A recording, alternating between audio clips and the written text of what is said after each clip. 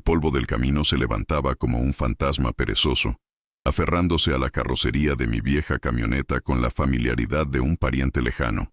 Cada kilómetro recorrido en esa carretera secundaria de Jalisco era un viaje no solo a través del espacio, sino del tiempo.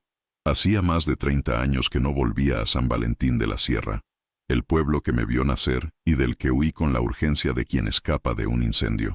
Huía del dolor, de los recuerdos anclados a mi padre, y sobre todo, de la sombra de mi madre, una mujer de fe inquebrantable que se consumió como una vela en el altar de una promesa incumplida.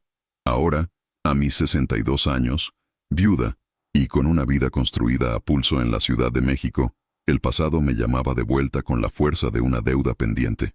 Mi padre había muerto, y su última voluntad, expresada en una carta amarillenta que mi abogado me entregó, era simple y devastadora. Elena, hija, la tierra de la capilla es tuya, protégela, es tu herencia, tu raíz y tu ancla, no dejes que la arranquen. La camioneta, una Ford del 85 que mi esposo Roberto había restaurado con un amor casi paternal, traqueteaba con cada bache. Su motor un ronroneo grave y constante que me había acompañado en los 2 días de viaje. Dejé atrás el bullicio de la capital, el olor a asfalto y a prisa, para sumergirme en el aroma a tierra húmeda y a nostalgia. Mi hija Sofía se había opuesto rotundamente. «Mamá, ¿a qué vas? Ese lugar solo te ha traído tristeza. Vende esas tierras. Ricardo seguro te dará un buen dinero por ellas». Ricardo, mi sobrino, el hijo de mi difunta hermana. Un muchacho que había convertido la ambición en su única brújula y el dinero en su único Dios. La sola mención de su nombre me provocaba una punzada de amargura. Él era la razón principal de mi regreso. Sus llamadas, cada vez más insistentes, habían pasado de la cordialidad forzada a la amenaza velada. Quería las tierras. Decía que eran suyas por derecho, que yo las había abandonado. Sabía que sus planes no incluían preservar nada, sino construir algún complejo turístico de lujo para gente que no sabía distinguir un nopal de un saguaro. El sol comenzaba a descender, tiñendo el cielo de naranjas y violetas que me recordaban los rebozos de mi abuela. A lo lejos, en la cima de una pequeña colina que dominaba el valle, se recortaba la silueta de la capilla. Era más pequeña de lo que recordaba, una mancha oscura y solitaria contra el lienzo del atardecer. Mi corazón dio un vuelco. Era allí, el epicentro de las promesas y las plegarias de mi familia por generaciones. Un lugar sagrado, construido por mi bisabuelo en agradecimiento por una cosecha milagrosa, y que mi madre había cuidado con devoción hasta su último aliento. Sentí un nudo en la garganta. La capilla no era solo un edificio de adobe y teja, era el testamento de piedra de mi linaje. Aparté la camioneta del camino principal y tomé la vereda de tierra que ascendía hacia la colina. Las llantas se hundían suavemente en el terreno suelto, y el silencio se hizo más profundo, roto solo por el canto de los grillos que comenzaban su sinfonía nocturna. Me detuve a unos 20 metros de la entrada. Apagué el motor y las luces. La oscuridad me envolvió por completo, una oscuridad densa y pura que ya no existía en la ciudad. El único faro era la luna creciente, que arrojaba una luz plateada y espectral sobre la fachada de la capilla. Las paredes de adobe, agrietadas por el sol y la lluvia, parecían exhalar historias. La puerta de madera de mezquite, tallada a mano por mi abuelo, estaba cerrada, pero podía imaginar el interior. El olor a cera vieja y a flores silvestres. El pequeño altar con la Virgen de Guadalupe y las velas siempre encenderse, un gesto que mi madre repetía cada día como un mantra. Me quedé allí, en el asiento del conductor, observando. No sabía qué esperaba encontrar. Quizás una señal, una confirmación de que estaba haciendo lo correcto. El tiempo se estiró, volviéndose elástico y sin medida.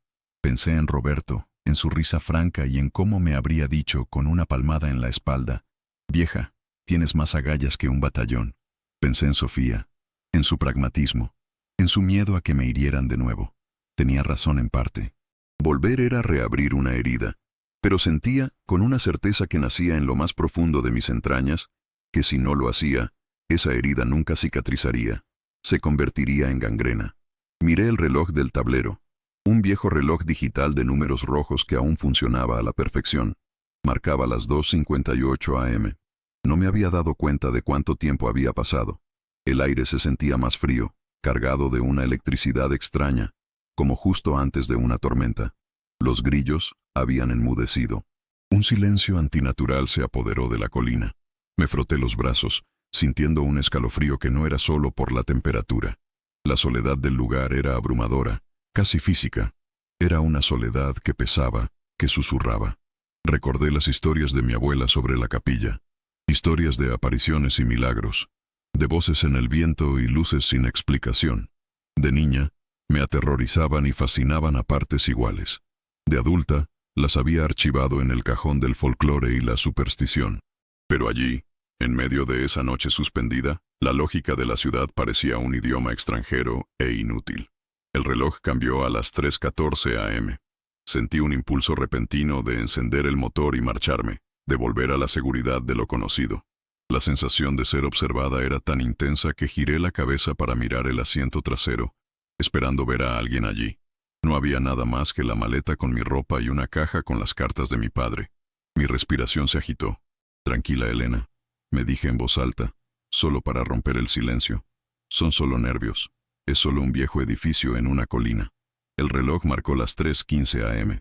En ese preciso instante, sin que yo tocara la llave, sin que hiciera el más mínimo movimiento, el motor de la camioneta rugió, cobrando vida con una fuerza violenta y súbita. Las luces delanteras se encendieron, iluminando la capilla con un resplandor cegador. Salté en mi asiento, un grito ahogado atrapado en mi garganta. Mi corazón martillaba contra mis costillas como un pájaro enjaulado, y entonces, a través del estruendo del motor, una voz llenó la cabina. No vino de la radio, que estaba apagada. No vino de afuera. Vino de todas partes y de ninguna. Una voz grave, clara y resonante, que vibró en el aire, en el metal del vehículo y en mis propios huesos. Dijo solo 5 palabras, en un español antiguo y solemne. «Este lugar no es tuyo». El motor se apagó tan bruscamente como se había encendido. Las luces se extinguieron. La oscuridad y el silencio cayeron de nuevo como un telón de plomo, pero esta vez el silencio gritaba. Me quedé paralizada, con las manos aferradas al volante, los nudillos blancos. El olor a ozono, a electricidad, flotaba en el aire. No fue mi imaginación, no fue un sueño, fue real. La voz, el motor, todo fue real, y su mensaje era una sentencia. Este lugar no es tuyo. Pero no era una advertencia de un extraño. Se sentía diferente. No era una amenaza, sino una declaración de hechos. Una verdad ancestral que yo, en mi ignorancia, estaba a punto de profanar. ¿A quién pertenecía entonces? ¿Y por qué se me había revelado de esa manera? La carta de mi padre decía que era mío. La ley, probablemente, también. Pero esa voz respondía a una ley más antigua. La noche ya no era solo oscura. Estaba viva y me había hablado. Y yo, Elena, la mujer que había construido su vida sobre la razón y el esfuerzo, me encontraba temblando frente a un misterio que desafiaba todo lo que creía saber.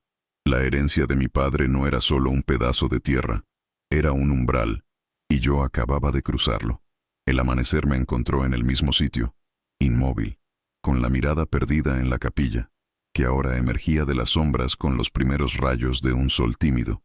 El terror de la noche se había decantado en una especie de calma aturdida, una incredulidad agotada. Repasé los hechos una y otra vez en mi mente, buscando una grieta lógica, una explicación racional. ¿Un cortocircuito? ¿Una alucinación producto del cansancio y el estrés?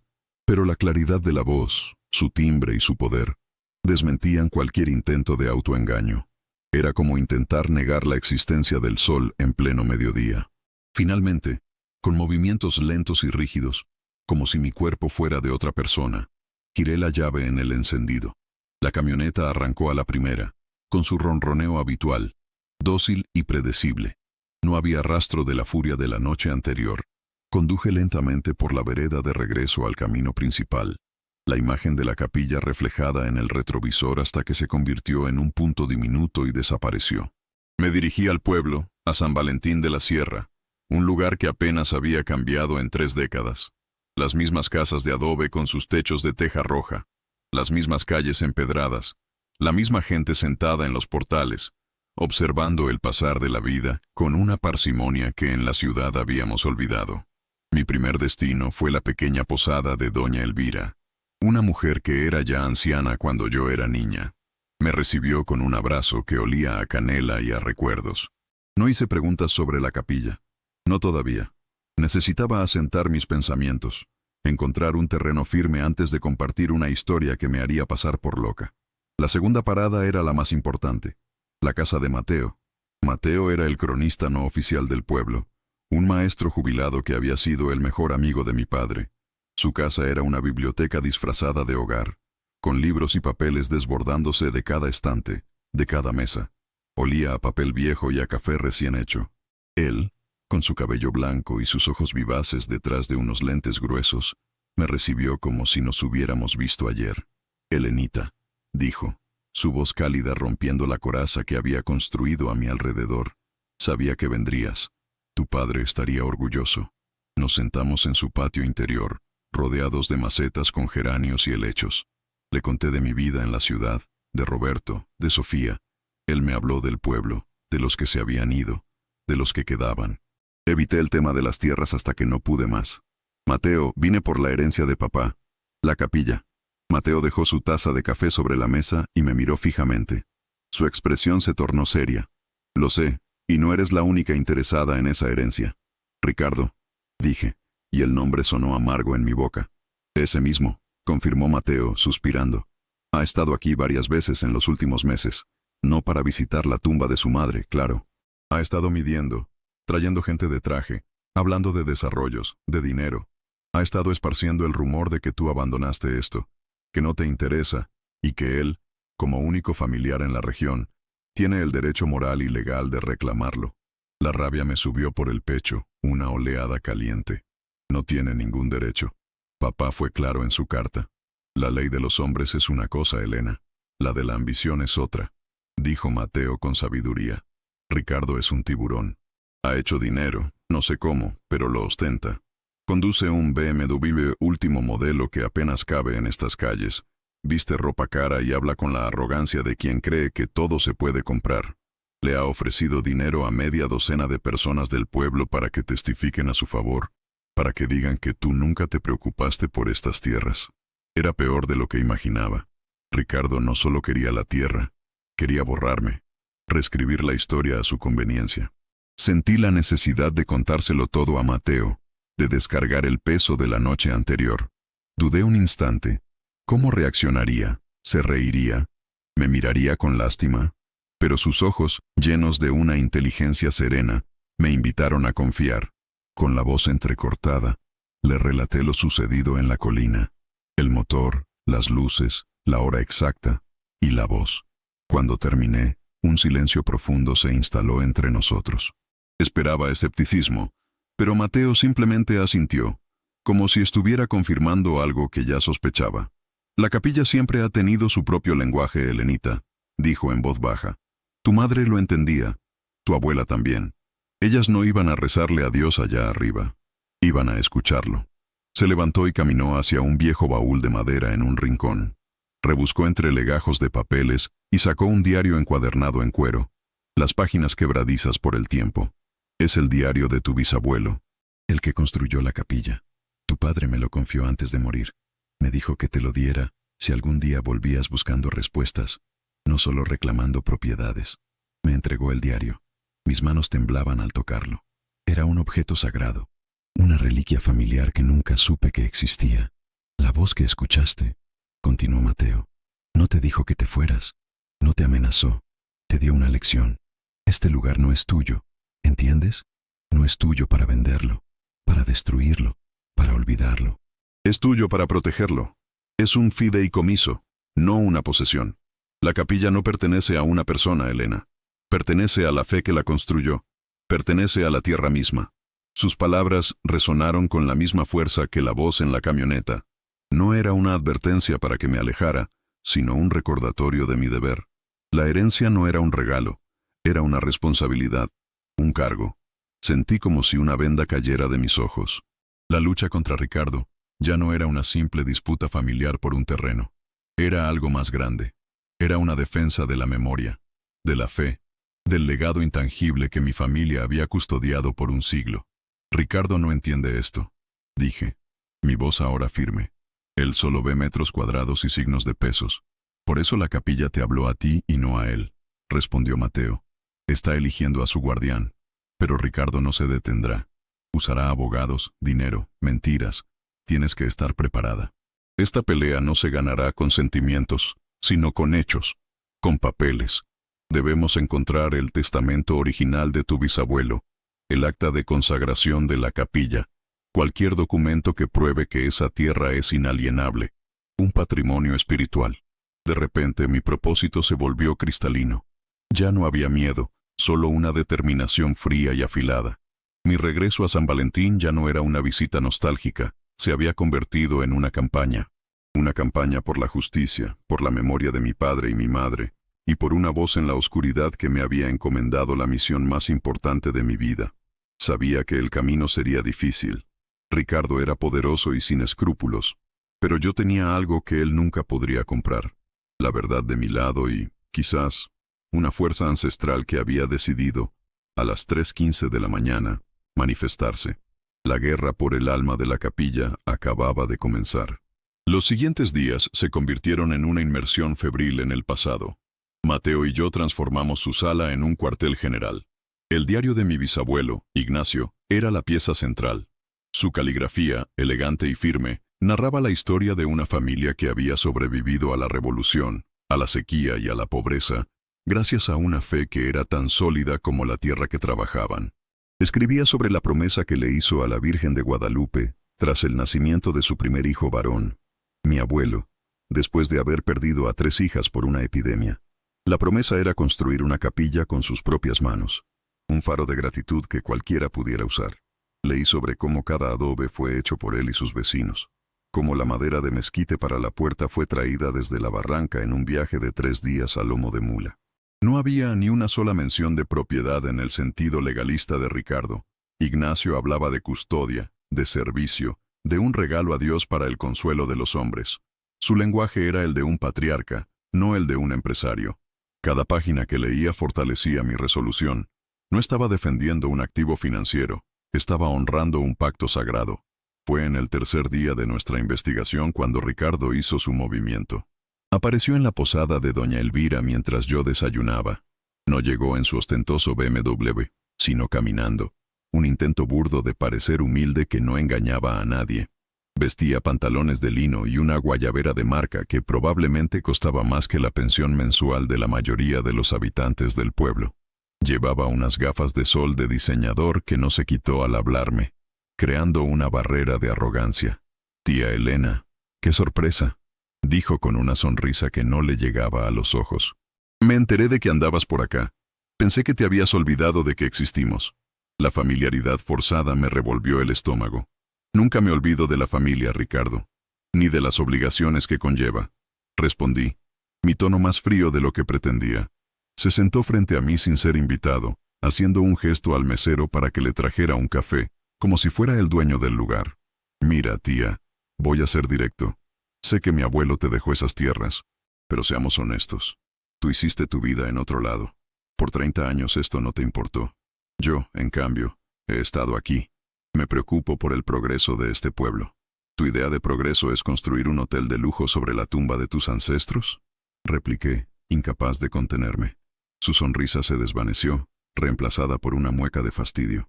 «Se llama visión, tía. Algo que la gente como tú, anclada en el pasado, no entiende. Esa capilla se está cayendo a pedazos. Ese terreno no produce nada. Yo puedo convertirlo en una fuente de empleo, de turismo. Puedo poner a San Valentín en el mapa. San Valentín ya está en el mapa, Ricardo. Simplemente no es el tipo de mapa que tú consultas, uno que solo muestra oportunidades de negocio». La conversación se estaba calentando, y la gente de las otras mesas comenzaba a mirarnos. Ricardo bajó la voz, inclinándose sobre la mesa con una falsa confidencialidad. «Escucha, no quiero pelear con la hermana de mi madre. Te ofrezco un trato justo. $200,000 por el terreno. Es más de lo que vale. Tomas el dinero, te regresas a tu vida cómoda en la ciudad y todos contentos. Hasta podrías darte un gusto, comprarte un bolso Chanel de esos que tanto le gustaban a mi mamá para sentirte elegante». La mención de mi hermana y la referencia frívola a una marca de lujo en ese contexto fue como una bofetada.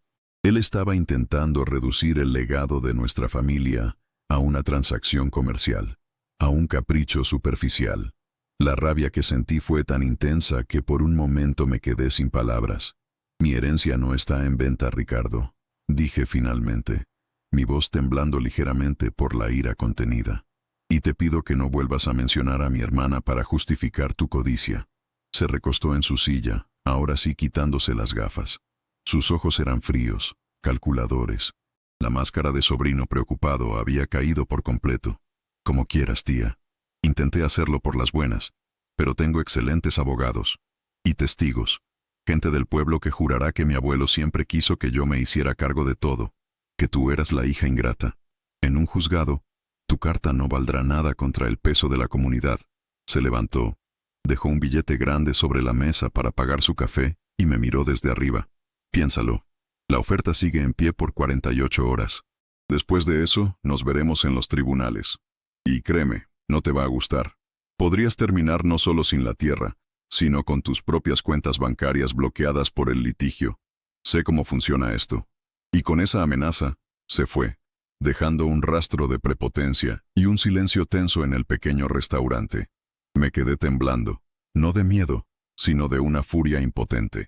La audacia de sus amenazas, la forma en que planeaba usar el dinero para torcer la verdad y poner a mi propia gente en mi contra, era nauseabunda.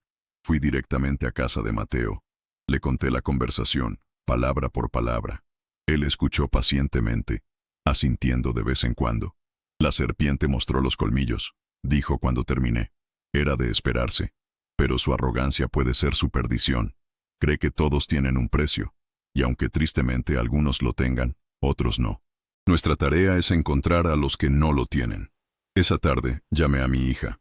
Necesitaba escuchar su voz, aunque sabía que su reacción sería pragmática. Mamá, $200,000, tómalo, es una fortuna. ¿Para qué quieres meterte en una pelea legal a tu edad? Ricardo tiene razón en una cosa, los abogados son caros y los juicios son un infierno. Podría congelar tus cuentas, dejarte sin liquidez. ¿Cómo pagarías la hipoteca? ¿La tarjeta de crédito? Sofía, no se trata del dinero. Intenté explicar, sintiendo la frustración de la distancia generacional y emocional. Se trata de respeto, de memoria. La memoria no paga las cuentas, mamá, dijo con un suspiro. Por favor, piénsalo bien. No te dejes llevar por el sentimentalismo. A veces, la mejor forma de ganar es retirarse a tiempo. Colgué el teléfono sintiéndome más sola que nunca. Mi propio sobrino me amenazaba. Mi propia hija no me entendía. Solo tenía a Mateo, un anciano lleno de libros, y un diario de 100 años, y una voz en la noche. ¿Sería suficiente? Esa noche, apenas pude dormir. Las palabras de Ricardo resonaban en mi cabeza. La amenaza de bloquear mis cuentas era real. Yo no era una mujer rica. Vivía cómodamente de la pensión de Roberto y de mis propios ahorros. Pero un litigio largo y costoso podría ser devastador. Por primera vez desde que llegué, la duda comenzó a carcomerme. ¿Y si Sofía tenía razón? Estaba siendo terca, sentimental. Estaba luchando una batalla perdida por puro orgullo. Me levanté en la oscuridad. Caminé hacia la ventana de mi cuarto en la posada y miré hacia la colina.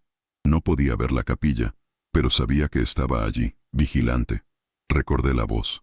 Este lugar no es tuyo. Quizás no era mío para defenderlo. Quizás era una advertencia de que me estaba metiendo en algo que no podía manejar. La duda era un veneno lento. Y esa noche, sentí cómo empezaba a correr por mis venas. La duda es una niebla fría que se filtra por las rendijas del alma. Después de la llamada con Sofía y la visita de Ricardo, esa niebla se espesó a mi alrededor, volviendo borrosos mi propósito y mi determinación. Pasé un día entero sumida en un silencio ansioso, apenas tocando la comida que doña Elvira me dejaba en la puerta. Mateo vino a verme, pero mis respuestas fueron monosilábicas. Él, con su sabiduría de años, entendió que necesitaba espacio y se retiró con una simple frase: «La fe más fuerte no es la que nunca duda, Elena, sino la que duda y sigue adelante». Sus palabras se quedaron conmigo, una pequeña brasa en medio de la niebla. Ricardo había sembrado la cizaña con maestría, atacando mis puntos más vulnerables: mi estabilidad financiera, el amor por mi hija y mi miedo a la soledad en esta lucha. La amenaza de congelar mis cuentas no era vana. Recordé el calvario de una amiga, cuyo hermano la había demandado por una herencia, y cómo había pasado 2 años con su patrimonio en el limbo, pidiendo préstamos para sobrevivir. Su tarjeta Black, antes símbolo de su éxito, rechazada en el supermercado. La humillación era casi peor que la escasez. ¿Estaba dispuesta a pasar por eso? ¿Por un trozo de tierra y un edificio en ruinas que solo me había traído recuerdos agridulces? Esa noche, incapaz de encontrar paz, tomé una decisión. Necesitaba volver a la capilla, no con la actitud de una investigadora o una guerrera, sino con la de una peregrina que ha perdido el rumbo. Necesitaba volver al origen del misterio, al lugar donde todo había comenzado. Esperé a que el pueblo se durmiera, a que la luna estuviera alta en el cielo. Tomé las llaves de la camioneta y conduje en silencio hacia la colina, mi corazón latiendo con una mezcla de temor y anticipación. Esta vez, no me detuve a distancia. Conduje hasta el pie de la pequeña escalinata de piedra que llevaba a la puerta, y apagué el motor. El silencio era igual de profundo que la primera noche, pero mi percepción había cambiado. Ya no lo sentía como una ausencia de sonido, sino como una presencia expectante. Dejé el diario de mi bisabuelo en el asiento del copiloto, como si llevara conmigo un talismán. No intenté abrir la puerta de la capilla. Simplemente me senté en el primer escalón, sintiendo la frialdad de la piedra a través de la tela de mis pantalones. El aire olía a tomillo y a tierra seca. Miré las estrellas, un manto deslumbrante que la contaminación lumínica de la ciudad me había robado. Allí, en esa soledad, comencé a hablar, no en voz alta, sino en el silencio de mi mente. Hablé con mi padre, con mi madre, con mi bisabuelo Ignacio, cuya historia ahora conocía tan íntimamente. No sé si estoy haciendo lo correcto, les confesé. Tengo miedo. Ricardo es fuerte, y yo estoy cansada. Sofía cree que estoy loca. Quizás lo estoy. Quizás estoy luchando por un fantasma, por un orgullo mal entendido. Si están aquí, si pueden oírme, necesito una señal. No una voz que me asuste, no un motor que se encienda. Solo algo, una pluma que cae, una estrella fugaz. Algo que me diga que no estoy sola en esto, que me diga que vale la pena. Pasaron los minutos, que se sintieron como horas. El universo permaneció en silencio. Ninguna pluma cayó. Ninguna estrella cruzó el firmamento. El único movimiento era el de mi propia respiración, empañando el aire frío. La niebla de la duda comenzó a convertirse en una certeza helada. Estaba sola. La voz, el motor, todo había sido una extraña coincidencia, una jugarreta de mi mente sobrecargada. La capilla era solo adobe y madera. La herencia era solo tierra, y Ricardo iba a ganar. La derrota se asentó en mi pecho, pesada y amarga. Me sentí ridícula, una vieja sentimental hablando con fantasmas en una colina abandonada. Me levanté, lista para marcharme, para llamar a Ricardo por la mañana y aceptar su oferta humillante, para volver a la ciudad y encerrar estos recuerdos en el mismo baúl donde habían estado por 30 años. Cuando me di la vuelta para bajar los escalones, un destello me cegó. No fue un destello de luz, sino de metal. En el suelo, justo al lado de la llanta delantera de mi camioneta, algo brillaba bajo la luz de la luna. Me agaché, entrecerrando los ojos. Era una pequeña llave de hierro, oxidada y antigua, de un tipo que no había visto en décadas. No estaba allí cuando llegué. Habría tropezado con ella, la habría visto. Estaba seguro. Mi corazón comenzó a latir de nuevo, esta vez con un ritmo diferente, un ritmo de asombro. La recogí. Estaba fría al tacto y pesaba más de lo que aparentaba. No era una llave cualquiera. Tenía una forma extraña en la cabeza, como una cruz estilizada. La observé, dándole vueltas en mis dedos. ¿De dónde había salido? ¿Se le había caído a alguien? ¿Hacía 100 años? Miré la gran puerta de madera de mezquite de la capilla. Tenía una cerradura enorme y antigua, de hierro forjado, la cual había asumido que estaba permanentemente atrancada o sin llave. Con un impulso que no venía de la lógica sino de la pura intuición, subí los escalones de nuevo y acerqué la llave a la cerradura. El corazón me martilleaba en los oídos. Con un movimiento tembloroso, la introduje. Encajó. Perfectamente. Contuve la respiración y la giré. Con un chirrido metálico que resonó en la noche como el gemido de un gigante dormido, el cerrojo cedió. Empujé la puerta, que se abrió con una lentitud solemne, revelando la oscuridad del interior. Un soplo de aire frío y sagrado salió a recibirme, un aire que olía a incienso, a polvo de siglos y a algo más, algo intangible, a fe. No me atreví a entrar. Me quedé en el umbral, asomándome a esa penumbra preñada de secretos. No necesitaba entrar. La respuesta estaba en mi mano. La llave, la señal que había pedido. No fue una pluma ni una estrella. Fue algo infinitamente más poderoso y directo. Fue una herramienta, una invitación, una confirmación. No estaba sola. Las fuerzas que custodiaban ese lugar no me habían abandonado en mi momento de duda. Me habían proporcionado el medio para seguir adelante, para abrir la puerta que había estado cerrada por tanto tiempo, literal y metafóricamente. La niebla en mi mente se disipó de golpe, barrida por un viento de certeza. La lucha no había terminado. De hecho, acababa de empezar de verdad.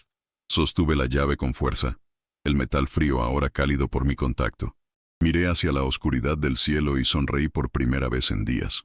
Gracias, susurré. No sabía a quién se lo decía, pero sabía que me estaban escuchando.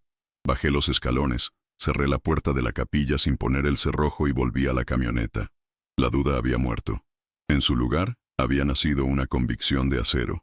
Ricardo podía tener sus abogados y su dinero. Yo tenía una llave, y estaba dispuesta a descubrir todas las puertas que podía abrir. El hallazgo de la llave fue el punto de inflexión. La niebla de la incertidumbre se había disipado, reemplazada por una claridad de propósito que me revitalizó. A la mañana siguiente, me presenté en casa de Mateo no como una víctima asustada, sino como una general con un nuevo mapa de batalla. Le mostré la llave. Él la tomó en sus manos, observándola con la reverencia de un arqueólogo ante un artefacto sagrado. Hierro forjado a mano, murmuró. Esto es del tiempo de Ignacio. Nunca supe que existiera una llave. Tu madre entraba por la sacristía, cuya puerta siempre estaba sin cerrojo. Su asombro validó mi experiencia, borrando cualquier residuo de duda que pudiera quedar. La capilla te ha aceptado, Elena. Te ha entregado su confianza. Decidimos no entrar a la capilla todavía. La llave era una victoria simbólica, pero sabíamos que la guerra real se libraría en el terreno de lo tangible, en el mundo de los documentos y las leyes que Ricardo también manejaba. Su amenaza sobre tus cuentas bancarias es seria, me advirtió Mateo. Necesitamos adelantarnos. Necesitamos un abogado, uno bueno, no alguien de aquí, que pueda ser intimidado o comprado por tu sobrino. Alguien de fuera, alguien que entienda de litigios de tierras y patrimonio. Fue entonces cuando recordé una conversación con mi hija Sofía de hacía unos meses.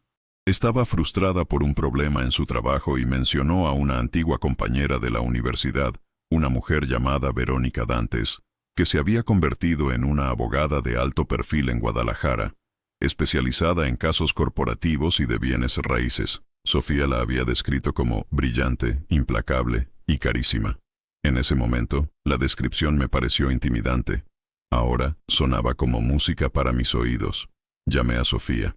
Esta vez, mi tono no era el de una madre pidiendo apoyo emocional, sino el de una cliente buscando una referencia. Le expliqué la situación con una calma y una firmeza que la sorprendieron. Le hablé de la amenaza de Ricardo, de la necesidad de una defensa legal robusta. No mencioné la llave ni la voz. Sabía que eso solo la alejaría. Me centré en la batalla legal, en el lenguaje que ella entendía. Mamá, esa abogada es de otro nivel. Sus honorarios son astronómicos. Se mueve en círculos muy poderosos, me advirtió, su preocupación ahora teñida de un matiz de respeto por mi nueva determinación. No importa, le dije. Tengo ahorros. La pensión de tu padre. Venderé el coche si es necesario. Esto es más importante. Consígueme su contacto, por favor. Sofía, quizás impresionada por mi resolución, o simplemente asustada por la agresividad de su primo, accedió. Unas horas después, tenía el número de Verónica Dantes en mi teléfono. Respiré hondo y marqué. La conversación fue corta, directa y profesional. Le expuse el caso de forma concisa. Una disputa de herencia, una amenaza de litigio agresivo, un bien con valor histórico y sentimental.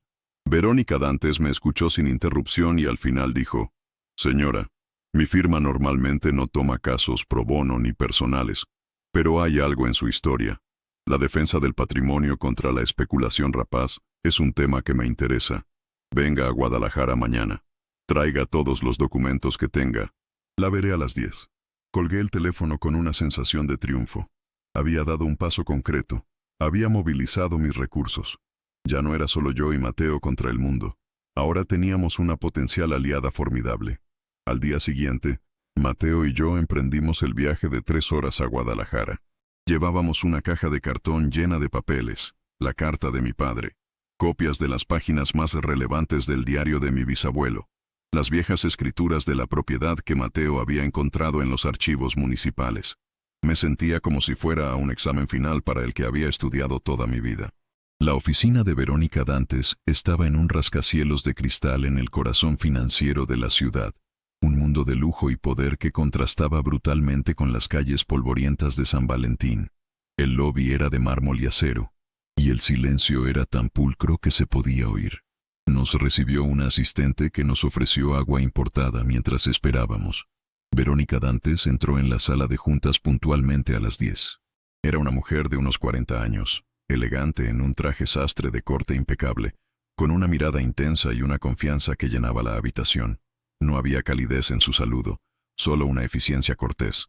Le entregamos los documentos, y durante casi una hora, los revisó en silencio, su rostro impasible. Yo estaba nerviosa, pero Mateo permanecía sereno a mi lado, su calma una fuente de fortaleza. Finalmente, Verónica levantó la vista. «Bien», dijo, «tienen un caso interesante. Emocionalmente fuerte, legalmente débil. La decepción me golpeó como un puñetazo. La carta de su padre es una declaración de intenciones, pero un buen abogado puede argumentar que fue escrita bajo coerción o senilidad. El diario de su bisabuelo es una hermosa pieza de historia familiar, pero en un tribunal es literatura, no un documento legal. Las escrituras son antiguas y un tanto ambiguas sobre los linderos exactos de la propiedad de la capilla». Hice una pausa, y en ese silencio sentí que mis esperanzas se desmoronaban. Sin embargo, continuó, y esa palabra flotó en el aire como un salvavidas. «Hay 2 cosas que me llaman la atención. Primero, la amenaza de su sobrino de congelar sus activos. Eso se llama coacción, y es ilegal. Si podemos probarlo, nos da una ventaja. Segundo, esta frase en el diario de su bisabuelo, que usted subrayó». Tomó la copia y leyó en voz alta. «Y consagró esta tierra y esta capilla no a mi nombre, sino al servicio de la Santa Patrona, para que su luz nunca se apague en este valle. Esto, señora Elena, es la clave». «No entiendo», dije. «Su bisabuelo, quizás sin saberlo, creó lo que en términos legales podría interpretarse como un fideicomiso pío, o una fundación de facto. No transfirió la propiedad a una persona, sino a un propósito. Si podemos encontrar el registro de esa consagración en los archivos diocesanos, o algún otro documento que formalice esta intención, entonces la tierra es inalienable. No puede ser vendida ni desarrollada. Su sobrino no podría tocarla ni con una orden judicial del Papa». Una luz se encendió en la oscuridad.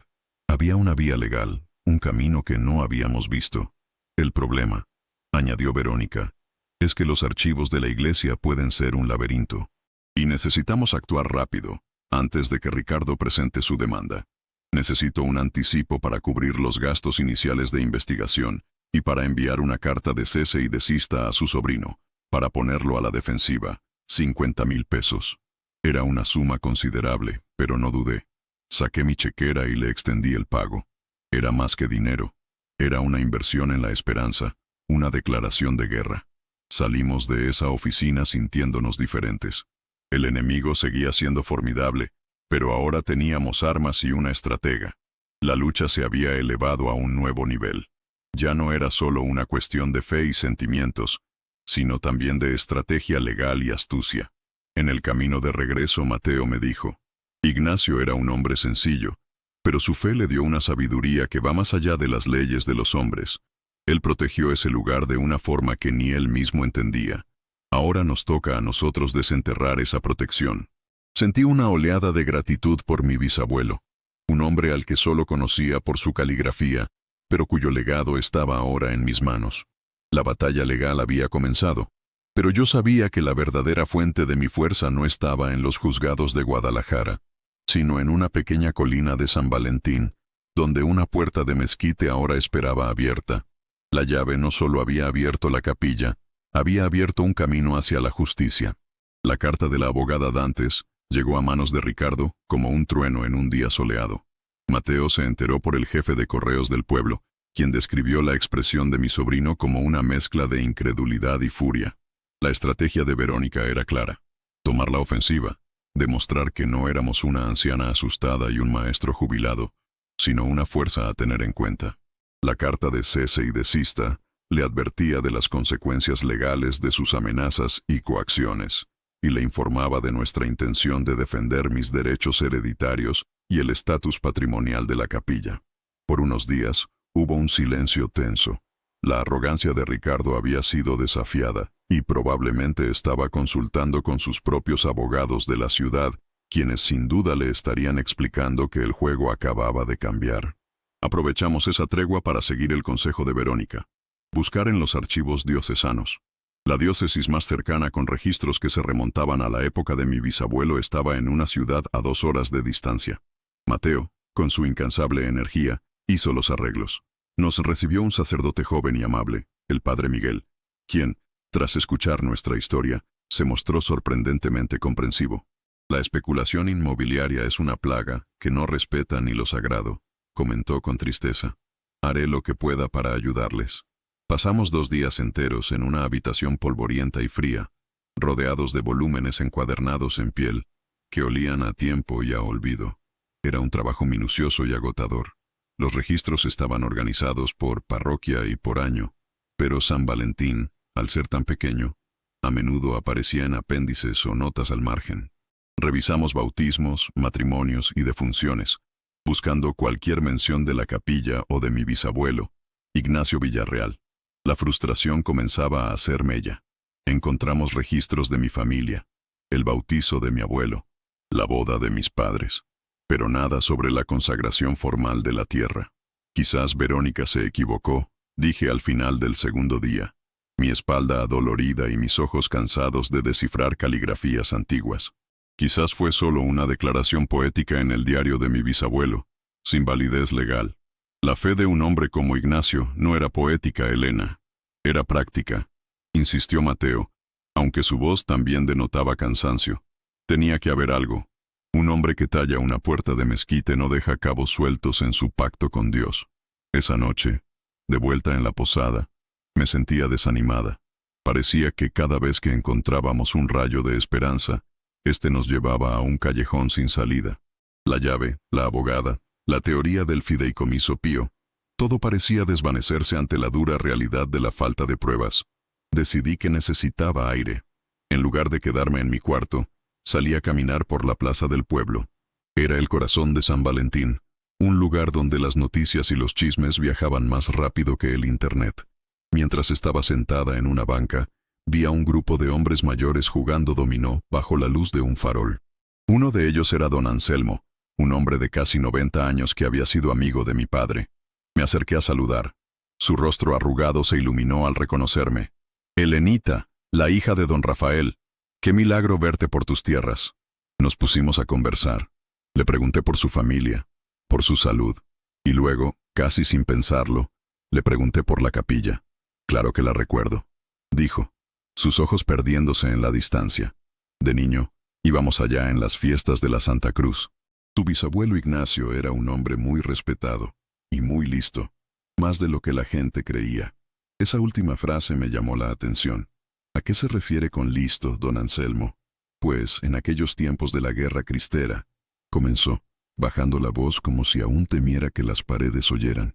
El gobierno andaba quitándole las tierras a la iglesia. Muchos curas escondieron los santos y los registros. Y la gente que tenía capillas privadas o terrenos donados a la fe, tuvo que ser muy astuta para protegerlos. Tu bisabuelo fue uno de ellos. Mi corazón dio un brinco. Estaba a punto de preguntarle más cuando Ricardo apareció en la plaza. Caminaba con un aire de propietario, saludando a algunos, ignorando a otros. Cuando me vio hablando con don Anselmo, su rostro se contrajo en una mueca de desagrado. Se acercó a nuestro grupo. «Don Anselmo, buenas noches. Tía Elena, veo que sigues aquí. Espero que estés reconsiderando mi generosa oferta». Su tono era sarcástico, destinado a humillarme frente a los amigos de mi padre.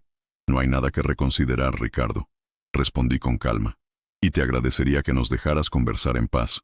Oh, ¿interrumpo algún chismorreo sobre mí?, dijo con una risa falsa. No te preocupes, tía. Pronto todo el pueblo sabrá quién es el verdadero benefactor de San Valentín. Unos amigos míos de una televisora de Guadalajara vendrán la próxima semana a hacer un reportaje sobre mis planes de desarrollo. Hablarán del abandono en que tienes este lugar, del progreso que yo traeré. Veremos qué opina un juez cuando vea eso en las noticias. La amenaza era clara y sucia. Usar los medios para pintar una narrativa que me aplastara públicamente. Antes de que pudiera responder, don Anselmo se levantó lentamente de su silla. A pesar de su edad, su postura era erguida y digna. Miró a Ricardo directamente a los ojos. «Jovencito», dijo con una voz rasposa pero firme, «hay dos tipos de riqueza en este mundo. La que se cuenta con billetes, que viene y va como el polvo en el viento, y la que se ancla en la memoria y el respeto, que perdura por generaciones. Tu abuelo, Rafael, lo entendía. Tu bisabuelo, Ignacio, nos lo enseñó. Parece que esa lección se saltó una generación». Ricardo se quedó sin palabras por un instante, sorprendido por la reprimenda de uno de los ancianos más respetados del pueblo. Se recompuso rápidamente, forzando una sonrisa. «Con todo respeto, don Anselmo, los tiempos han cambiado. El respeto no construye hospitales ni escuelas, pero sí construye comunidades», replicó el anciano. «Y tú no estás construyendo, estás destruyendo». Sin decir más, don Anselmo se dio la vuelta y se fue, seguido por sus amigos, quienes me lanzaron miradas de apoyo silencioso. Ricardo se quedó solo en medio de la plaza, su rostro una máscara de furia contenida. Me miró con un odio puro. «Vas a pagar por esta humillación, tía, te lo juro». Y se marchó a grandes zancadas. Me quedé temblando, pero esta vez no era solo por la confrontación, era por las palabras de don Anselmo. Tuvo que ser muy astuto para protegerlos. ¿Y si habíamos estado buscando en el lugar equivocado? ¿Y si Ignacio, temiendo la persecución del gobierno, no registró la consagración en la diócesis, sino que la ocultó en algún otro lugar? Un lugar seguro, un lugar que solo alguien de su confianza o de su sangre podría encontrar. Mi mente voló de regreso a la capilla, a la puerta que se había abierto, al interior oscuro y silencioso que aún no me había atrevido a explorar. La llave no solo abría la puerta, tenía que haber algo más. Volví a casa de Mateo casi corriendo. Le conté la conversación con don Anselmo y mi nueva teoría. Él me escuchó, y por primera vez en días, una sonrisa genuina iluminó su rostro. «Claro», dijo, golpeando la mesa con la palma de la mano. «La guerra cristera. ¿Cómo no lo pensamos?» Ignacio no era tonto. No iba a dejar un rastro de papel para que el gobierno se lo quitara todo. El registro no está en los archivos de la iglesia. Tiene que estar en la propia capilla. Al día siguiente, al amanecer, nos dirigimos a la colina. Esta vez, no había duda ni miedo. Teníamos un propósito. Usé la vieja llave de hierro, y la puerta de mezquite se abrió, dándonos la bienvenida con su soplo de aire sagrado. Entramos juntos. El interior era simple y hermoso en su austeridad. Unas pocas bancas de madera, un suelo de baldosas de barro gastadas por generaciones de rodillas, y en el frente, el pequeño altar con una estatua de la Virgen de Guadalupe, su manto azul cubierto por una fina capa de polvo. La luz entraba a raudales por una pequeña ventana en lo alto, iluminando las partículas de polvo que danzaban en el aire como estrellas diminutas. Era un lugar de paz, un santuario suspendido en el tiempo. Y en algún lugar de ese santuario, mi bisabuelo había escondido la prueba que necesitábamos para salvarlo. Nuestra búsqueda del tesoro acababa de volverse muy real. Entrar en la capilla fue como cruzar un velo hacia el pasado.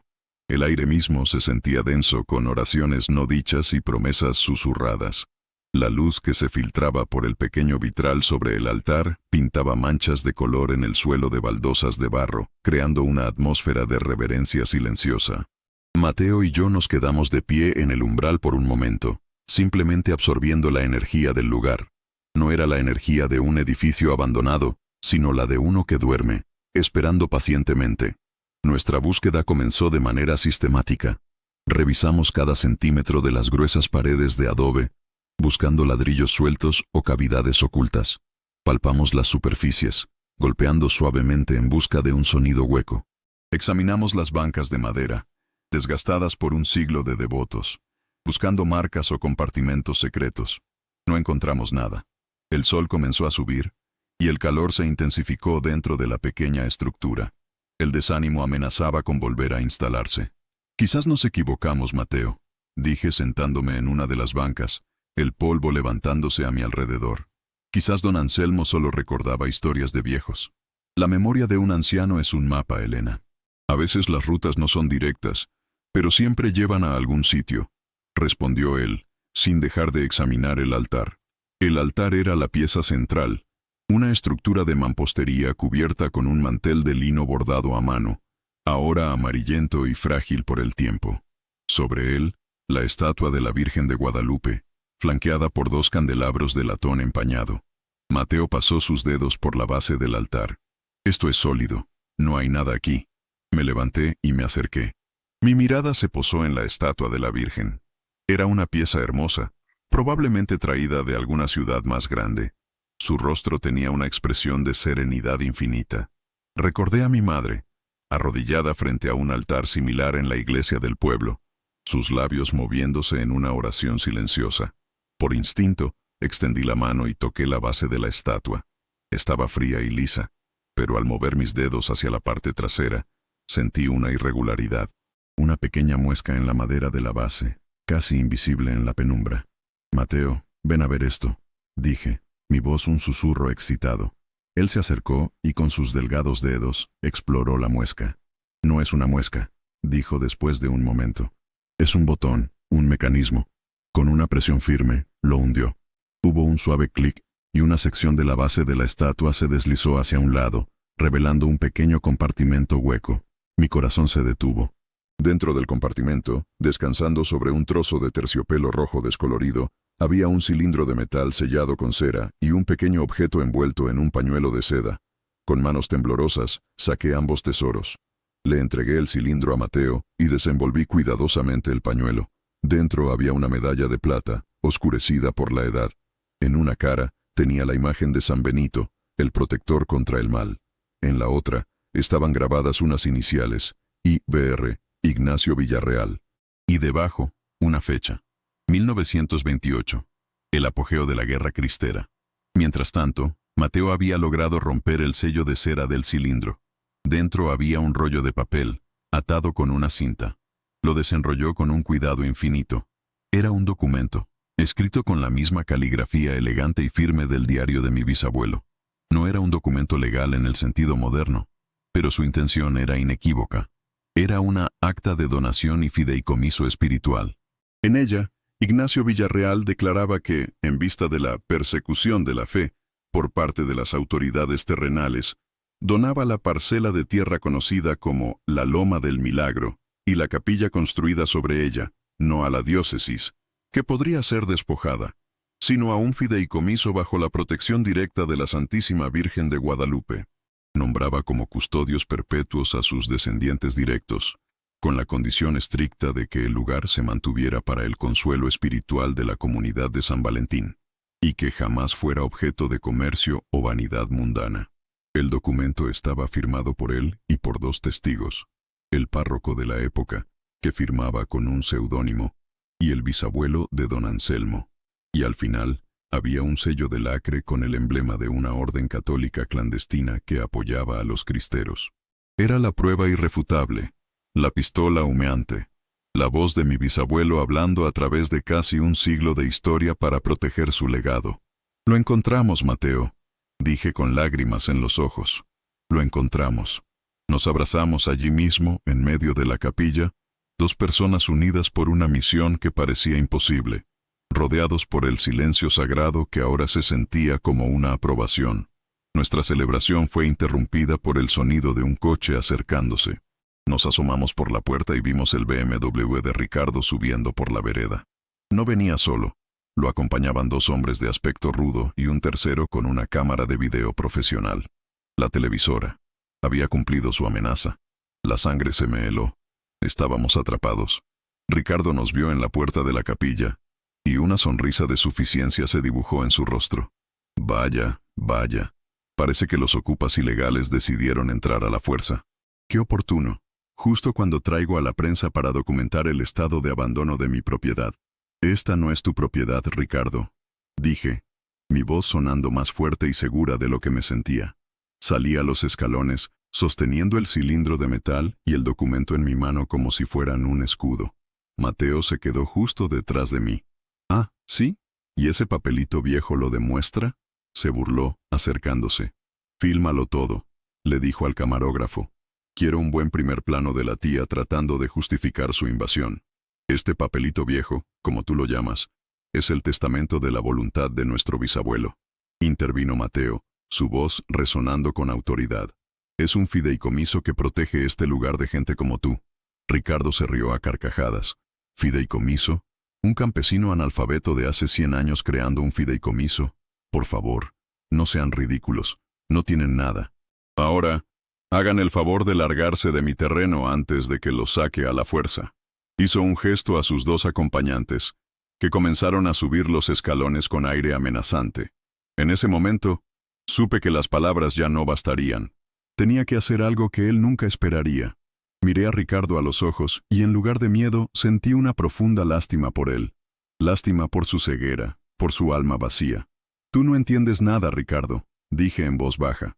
«Crees que el poder está en el dinero, en la intimidación, en lo que puedes comprar y vender.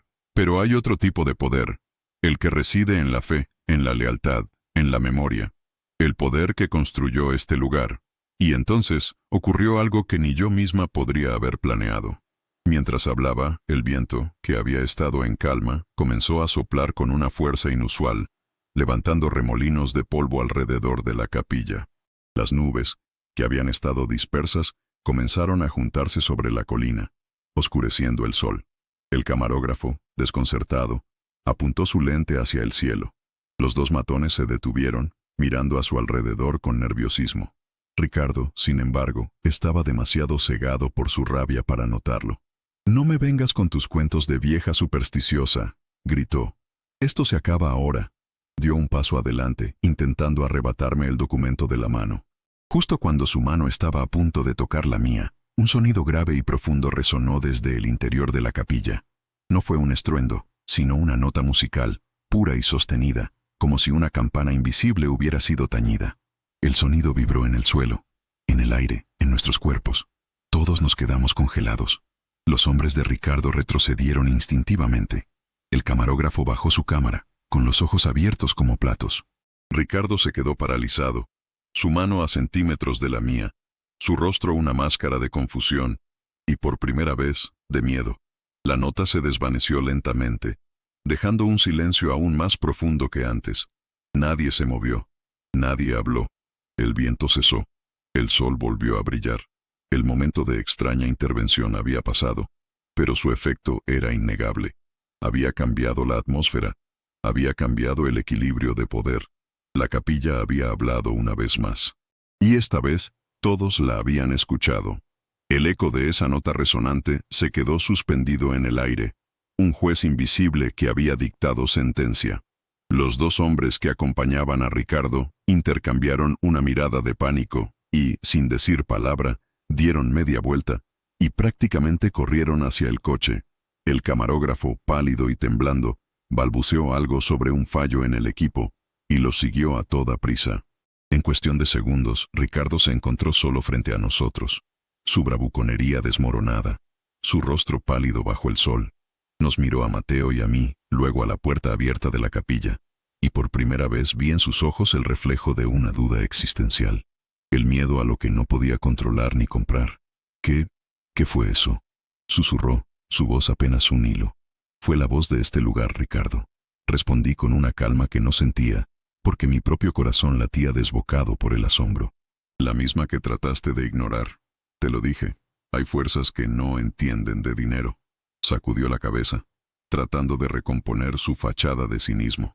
«Es un truco, un altavoz escondido, el viento, cualquier cosa», pero sus palabras sonaban huecas, un intento desesperado de aferrarse a su mundo racional que se hacía pedazos. Le extendí el documento. «Léelo», le dije. Dudó un instante, luego me lo arrebató de la mano con un gesto brusco. Sus ojos recorrieron las líneas de la caligrafía de nuestro bisabuelo. Vi cómo su expresión cambiaba de la incredulidad al pánico, y finalmente a la comprensión de su derrota. El documento, combinado con el fenómeno inexplicable que acababa de presenciar, era un golpe doble del que no podía recuperarse. Esto no puede ser legal, murmuró, aunque ambos sabíamos que la abogada Dantes lo haría legal. La voluntad de un hombre de fe es la ley más antigua que existe, dijo Mateo suavemente desde detrás de mí. Ricardo arrugó el papel en su puño, su rostro una máscara de rabia impotente. Miró la capilla con un odio profundo, como si fuera la culpable de su fracaso. Luego me miró a mí. Te odio, Siseo. Arruinaste todo. Podríamos haber sido ricos. Ya éramos ricos, Ricardo, le contesté. Tú simplemente no sabías dónde mirar. Se quedó sin respuesta. Derrotado, arrojó el documento arrugado al suelo y se dio la vuelta. Se subió a su BMW, el coche que simbolizaba todo su mundo de apariencias, y se marchó levantando una nube de polvo, un último gesto de desafío impotente. Lo vimos alejarse hasta que desapareció. Me agaché y recogí el acta de mi bisabuelo, alisándola con cuidado. La batalla había terminado, y habíamos ganado. Los días que siguieron fueron un torbellino de actividad constructiva. Verónica Dantes, al recibir el documento, se mostró eufórica. Esto es oro puro, Elena. Con esto, no solo detenemos a su sobrino, sino que podemos iniciar el proceso para declarar la capilla y sus terrenos como patrimonio histórico protegido. Será intocable para siempre. Trabajamos con ella, con el padre Miguel de la diócesis y con el ayuntamiento de San Valentín. La noticia de nuestro hallazgo y de la derrota de Ricardo se extendió por el pueblo como un reguero de pólvora. La gente, que antes me miraba con una mezcla de lástima y desconfianza, ahora me saludaba con respeto y gratitud. Don Anselmo me dio un abrazo y me dijo, «Tu padre estaría bailando en el cielo». Con la ayuda de la comunidad, comenzamos la restauración de la capilla. No fue una renovación de lujo, sino un acto de amor comunal. Los hombres repararon el techo y reforzaron los adobes. Las mujeres limpiaron el interior hasta que brilló. Bordaron un nuevo mantel para el altar y llenaron el lugar con flores silvestres. Yo usé parte de mis ahorros, el dinero que estaba dispuesta a gastar en abogados, para encargar la restauración del pequeño vitral y la campana. Sí, había una pequeña campana en un nicho exterior que había estado en silencio durante décadas. Cuando sonó por primera vez, su tañido claro y alegre resonó por todo el valle, y la gente salió de sus casas para escuchar, sonriendo. Sofía me llamó una semana después. Su voz era diferente, humilde. «Mamá, Verónica me contó todo. Lo del documento, lo de Ricardo. Lo siento. Fui una tonta. Estaba tan preocupada por el dinero, por la seguridad, que no vi lo que realmente estaba en juego. No te preocupes, hija. A veces tenemos que perdernos para encontrar el camino correcto», le dije, mi corazón lleno de amor. «Estoy orgullosa de ti, mamá», dijo. Y esas palabras fueron una recompensa más valiosa que cualquier herencia material. Me contó que Ricardo había desaparecido.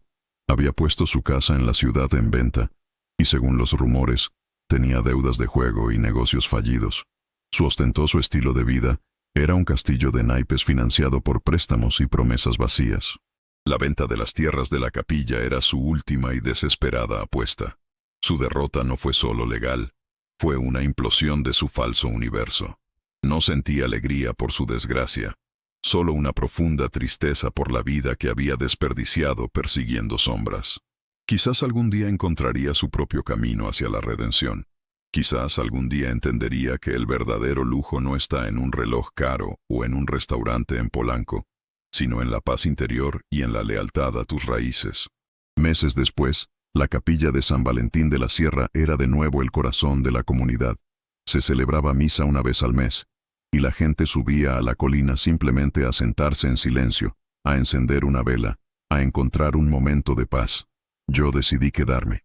Vendí mi apartamento en la Ciudad de México y compré una pequeña casa en el pueblo. Mi vida de prisas y asfalto había terminado. Había encontrado mi lugar, no como propietaria, sino como custodia, tal como mi bisabuelo había querido. Una tarde, estaba sentada en los escalones de la capilla, viendo el atardecer pintar el cielo. Mi vieja camioneta Ford estaba estacionada en el mismo lugar que aquella primera noche. Pensé en todo el viaje, el miedo, la duda, la lucha, la fe. Miré el reloj del tablero. Eran las 3:14 de la tarde. Sonreí. Al minuto siguiente, no pasó nada. No hubo motores que se encendieran. No hubo voces en el aire. No eran necesarias. El mensaje había sido entregado y, lo más importante, había sido comprendido. El verdadero milagro no fue el fenómeno sobrenatural, sino la transformación que provocó en mí. Me enseñó que la herencia más valiosa no es la que se mide en hectáreas, sino en historias. Que la fortaleza no viene de la razón, sino de escuchar esa voz interior que todos tenemos, esa intuición que nos guía si nos atrevemos a confiar en ella. Y que a veces, para encontrar tu verdadero hogar, tienes que volver al lugar donde todo comenzó y defenderlo. No con la fuerza, sino con el corazón. La capilla no era mía, yo era de ella. Y en esa pertenencia finalmente había encontrado mi libertad. Gracias por llegar hasta el final de esta reflexión. Si estás leyendo esto, quiero que sepas que no estás solo. Ahora, te invito a un momento de calma. Voy a compartir una oración, no importa tu religión, sino tu fe. Una oración pensada para ayudarte, para abrazar a todos los que en silencio luchan, sienten, esperan. Solo cierra los ojos un instante y deja que estas palabras te acompañen. Ten fe, todo va a estar bien. Orar, encenderse por dentro. Hay dolores que nadie ve. Dolores que no gritan, no sangran, pero pesan como un velo sobre los hombros. Esos que uno carga en silencio, tratando de entender, de seguir, de soportar. Pero hay un momento, y yo he estado ahí varias veces, en que el esfuerzo cansa, la mente se rinde, y algo dentro de uno se arrodilla, no por debilidad, sino por verdad. Es en ese instante cuando la oración comienza, o mejor dicho, aparece. No esa hecha con palabras bonitas o promesas apresuradas, sino la que brota de un lugar tan profundo que ni siquiera tiene nombre, como un susurro del alma diciendo, ya no puedo sola. Orar, descubrir, no es pedir, es recordar. Recordar quiénes somos cuando el ego se aquieta. Recordar que la vida también late en lo invisible, que hay un centro en nosotros donde todo descansa, y que, aunque por fuera todo parezca derrumbarse, ese centro permanece. A veces, orar es simplemente cerrar los ojos y recogerse como una flor que siente el frío de la noche. Es permitir que una presencia suave nos envuelva, no como magia, sino como sustento, como quien dice sin prisa, aquí estoy, incluso ahora. La oración, o la súplica, no cambia el mundo, pero cambia a quien ora. No evita los dolores, pero transforma la forma en que atravesamos cada uno de ellos. Nos da una mirada más tierna, un corazón menos endurecido, un paso más firme, incluso en la oscuridad. Es como si, por un instante, el alma flotara por encima del tiempo y regresara al cuerpo con más paz. No una paz ruidosa, sino esa que solo quien ha pasado por el caos puede reconocer. Orar es afinar la escucha. La mente se calla y la intuición despierta. Las respuestas no siempre vienen en palabras. A veces son solo percepciones, toques sutiles, un calor en el pecho. La oración ilumina lo que estaba turbio, deshace nudos que ni sabíamos que teníamos. Y lo más bonito es que no tiene que ser complicado. Orar es hablar con Dios, con el universo, con esa inteligencia amorosa que nos habita y nos envuelve, incluso cuando lo olvidamos. Y no tiene que sonar bonito. No necesitas saber rezar. No necesitas entender nada sobre la fe. Puede ser un desahogo en la ducha, una lágrima en la almohada, una frase susurrada antes de dormir. Cuídame. Puede ser incluso el silencio, cuando el dolor es tan profundo que no salen palabras. Dios entiende todo eso. El universo escucha lo que el corazón no sabe decir. No hay una forma correcta. Hay presencia. Y cada vez que nos permitimos ese encuentro, aunque sea sin ritual, aunque sea sin certeza, es oración. Es tan simple, tan al alcance. Orar es solo recordar que no estamos solos. Y entonces, un día, sin darnos cuenta, nos volvemos oración. La forma de caminar, de tocar, de callar, todo empieza a vibrar distinto. Ni siquiera hace falta decir nada. Solo estar ahí ya es oración viva. Y hasta en los días en que no logramos orar, y sí, hay días así, el alma sigue orando por nosotros. El espíritu no olvida de dónde viene. Al final, orar es eso, encenderse por dentro, y dejar que esa luz nos guíe, incluso cuando no sabemos el camino.